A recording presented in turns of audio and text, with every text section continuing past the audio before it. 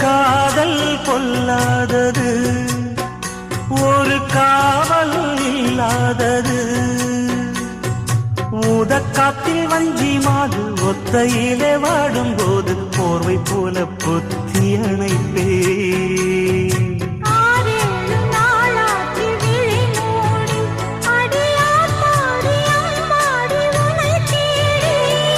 நீதானே மானே என் இளஞ்சோடி, உனை நீங்காது என்றும் என் உயிர் நாடி.